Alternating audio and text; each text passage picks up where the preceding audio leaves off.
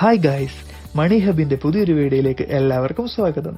ഞാൻ ഇന്ന് പറയാൻ പോകുന്നത് കുറച്ച് ക്ലീശയാണ്, എങ്കിലും പണത്തെപ്പറ്റി സംസാരിക്കുമ്പോൾ ഈ പുസ്തകത്തെപ്പറ്റി പറയാതിരിക്കാൻ കഴിയില്ല. ഞാൻ വായിച്ചതിൽ വെച്ച് വളരെയേറെ അറിവ് നൽകുന്ന, ഫിനാൻഷ്യൽ മാനേജ്മെന്റ് എങ്ങനെ കൈവരിക്കാമെന്ന് നമുക്ക് പഠിപ്പിച്ചു തരുന്ന, പണത്തിന് തന്നെ വ്യത്യസ്തമായ കൺസെപ്റ്റുകൾ നൽകുന്ന ഒരു പുസ്തകമാണ് റോബർട്ട് ടി കിയോസാക്കിയുടെ റിച്ച് ഡാഡ് പുവർ ഡാഡ്. ഈ പുസ്തകത്തിന്റെ സമ്മറി എന്തെന്നാൽ, പുവർ ഡാഡ് ആയിട്ടുള്ള തന്റെ സ്വന്തം പിതാവിന്റെയും തന്റെ അടുത്ത സുഹൃത്തിന്റെ പിതാവായിട്ടുള്ള റിച്ച് ഡാഡിന്റെയും പണത്തെക്കുറിച്ചുള്ള ചിന്താഗതികളും അവർ രണ്ടുപേരും പണം സമ്പാദിക്കുന്നതിലും ഉപയോഗിക്കുന്നതിലും തമ്മിലുള്ള വ്യത്യാസങ്ങളുമാണ്. ഇതിലൂടെ പണത്തെപ്പറ്റിയും പണം ഇടപാടുകളെ പറ്റിയും ഓരോ വ്യക്തിയുടെയും ചിന്താഗതി എങ്ങനെയൊക്കെ ആയിരിക്കുമെന്ന് മനസ്സിലാക്കുവാനും നമുക്ക് സാധിക്കുന്നു. ഇവിടെ പുവർ ഡാഡിന്റെ ചിന്താഗതി എന്തെന്നാൽ, അദ്ദേഹം കരുതുന്നത് പണം ജീവിതത്തിൽ പ്രശ്നങ്ങൾ സൃഷ്ടിക്കുന്നുവെന്നാണ്. കൂടുതൽ പണം ഉള്ളിടത്താണ് കൂടുതൽ പ്രശ്നങ്ങൾ ഉണ്ടായിക്കൊണ്ടിരിക്കുന്നത്. അതുകൊണ്ട് തന്നെ ഒരു സമ്പന്നനാകുക എന്നത് അദ്ദേഹം ചിന്തിക്കാറേ ഇല്ലായിരുന്നു.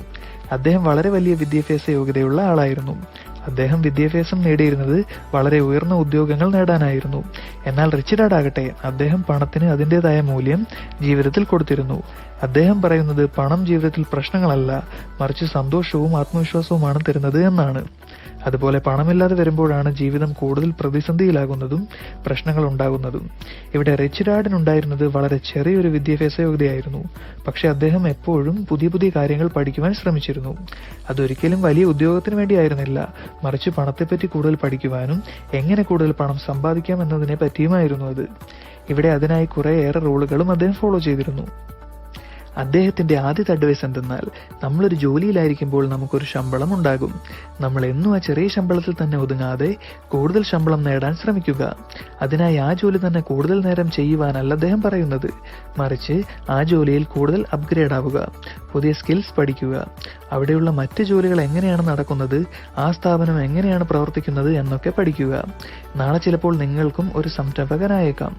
അദ്ദേഹം നമ്മളോട് പറയുന്നത് ഒരു കാര്യവും ചെയ്യാൻ സാധിക്കില്ല, അതുപോലെ പല കാര്യങ്ങളും നമുക്ക് അഫോർഡ് ചെയ്യാൻ പറ്റില്ല എന്നൊന്നും വിചാരിക്കാൻ പാടില്ല എന്നാണ്. അങ്ങനെ ചിന്തിക്കുന്ന നമ്മുടെ തലച്ചോറും അതേ രീതിയിലേ വർക്കാവുകയുള്ളൂ. മറിച്ച് അത് എങ്ങനെ അഫോർഡ് ചെയ്യാം, അല്ലെങ്കിൽ നമ്മുടെ പ്ലാൻസ് എങ്ങനെ നേടിയെടുക്കാം എന്നിങ്ങനെ വേണം ചിന്തിക്കാൻ. അതിനായി വർക്ക് ചെയ്യുക. ഇനി കൂടുതൽ പണമാണ് അതിനാവശ്യമെങ്കിൽ അതിനായി മറ്റു വഴികൾ കണ്ടെത്തുക. സ്കിൽസ് കൂട്ടാനും പുതിയ കാര്യങ്ങൾ പഠിക്കുവാനും പറഞ്ഞ പോലെ അദ്ദേഹം പറയുന്ന മറ്റൊരു കാര്യമാണ് പാസീവ് ഇൻകം ജനറേറ്റ് ചെയ്യാൻ ശ്രമിക്കുക എന്നത്. അതായത് നമ്മൾക്ക് എല്ലാവർക്കും ഓരോ കഴിവുകൾ ഉണ്ടാവും. നമ്മൾ ആ കഴിവുകളെ തിരിച്ചറിയുകയും ആ കഴിവ് ഉപയോഗിച്ചോ അല്ലെങ്കിൽ നമ്മൾ പുതുതായി പഠിച്ചെടുക്കുന്ന സ്കിൽസ് ഉപയോഗിച്ചോ നമ്മളുടെ ജോലിയോടൊപ്പം തന്നെ നമുക്ക് പാസീവായിട്ട് പണം സമ്പാദിക്കാവുന്നതാണ്. എന്താണ് നിങ്ങളുടെ കഴിവെന്നും അത് എങ്ങനെ പ്രയോജനപ്പെടുത്താമെന്നും നിങ്ങൾക്ക് തന്നെ ആസൂത്രണം ചെയ്യാവുന്നതാണ്. അടുത്തതായി അദ്ദേഹം നമ്മളോട് പറയുന്ന ഒരു കാര്യം, നമ്മൾ സമ്പാദിക്കുന്ന പണം സേവ് ചെയ്യാനും അതുകൊണ്ട് നല്ല ഇൻവെസ്റ്റ്മെന്റുകൾ ചെയ്യാനുമാണ്. നല്ല ഇൻവെസ്റ്റ്മെന്റുകളിൽ പണം നിക്ഷേപിക്കുന്നത് മൂലം നമ്മളുടെ പണം നമ്മളുടെ ആബ്സെൻസിലും നമ്മൾക്ക് വേണ്ടി വർക്ക് ചെയ്യും. അദ്ദേഹത്തിന്റെ ചിന്തയിൽ ഒരു ബിസിനസ്സും അതുപോലെ ആയിരിക്കണമെന്നാണ്. നമ്മളുടെ ആബ്സെൻസിലും അത് നമ്മൾക്ക് പണം സമ്പാദിച്ചു തരുന്നതായിരിക്കണം. നമ്മൾ ഒപ്പം തന്നെ നിന്ന് കാര്യങ്ങൾ ചെയ്യുകയാണെങ്കിൽ അതൊരിക്കലും ഒരു ബിസിനസ്സായി കണക്കാക്കുവാൻ സാധിക്കില്ല. പകരം നമ്മളുടെ ഒരു സ്ഥിര ജോലിയെ പോലെ കണക്കാക്കുവാനേ സാധിക്കുകയുള്ളൂ.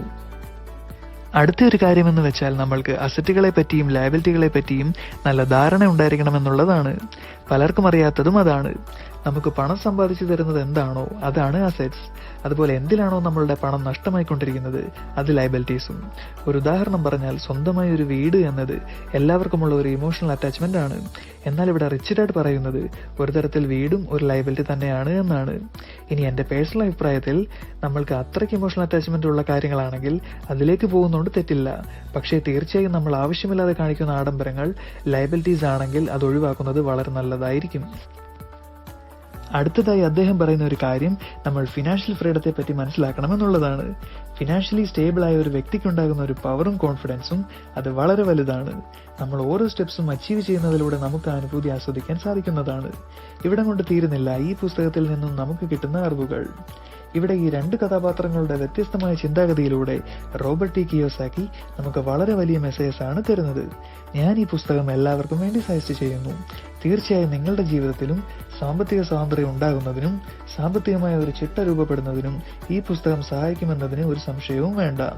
ഇതിന്റെ ബാക്കി ഭാഗം അവതരിപ്പിച്ചുകൊണ്ട് ഞാൻ അടുത്തൊരു വീഡിയോ ചെയ്യുന്നതാണ്. ഈ വീഡിയോ ഇഷ്ടമായെങ്കിൽ തീർച്ചയായും ഫോളോ ചെയ്യുക. താങ്ക്